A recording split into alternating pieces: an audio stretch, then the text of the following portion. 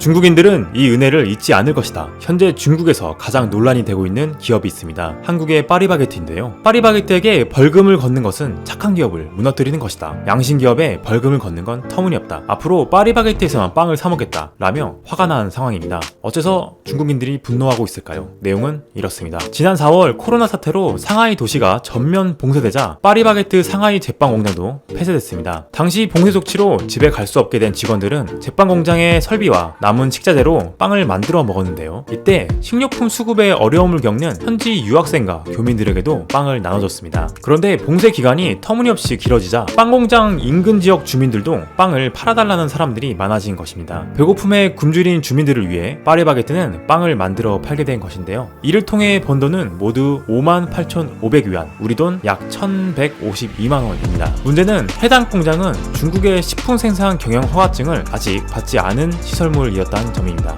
이에 상하이시 시장감독관리국은 식품안전법 위반 혐의로 파리바게트에 58만 5천 위안, 우리 돈 약 1억 1,500만 원의 벌금을 부과하고 당시 취득한 소득은 전액 몰수했습니다. 소득의 10배에 달하는 벌금액입니다. 하지만 이 소식이 중국인들에게 전해지면서 파리바게트에 대한 벌금형이 과중하다는 동전론이 일기 시작했습니다. 봉쇄 기간 파리바게트는 전혀 가격을 올리지 않았으며 당시 봉쇄로 막힌 주민들 먹거리 수요를 충족시키기 위해 사회적 의무와 책임감에서였지 폭리를 취하려던 것이 아니었다는 것입니다. 상하이 봉쇄 기간 동안 다른 중국의 식료품점은 엄청난 폭리로 막대한 이득을 얻었기 때문에 파리바게트 사건은 중국인들의 동정을 사기엔 충분하고 넘쳤습니다. 파리바게트를 향한 옹호론이 거세지자 상하이 시장감독관리국도 3일 파리바게트 벌금형과 관련해 기업의 위법 행위, 지속기간, 판매액 등 실제 상황을 고려해 식품안전법 최저 형량인 58만 위안 벌금으로 경감했다고 해명했는데요. 하지만 중국인들은 화가 가라앉지 않았습니다. 앞으로 파리바게트에서 빵을 사 먹어 돈줄을 내주겠다며 파리바게트를 옹호하고 나선 것입니다. 청도에 파리바게트 있나요? 추석 때 좀 사가려고 하는데.